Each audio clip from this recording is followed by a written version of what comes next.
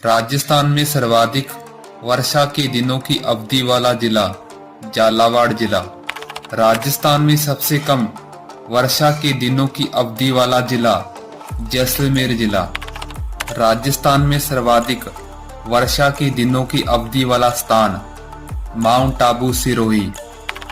राजस्थान में सबसे कम वर्षा के दिनों की अवधि वाला स्थान समस्थान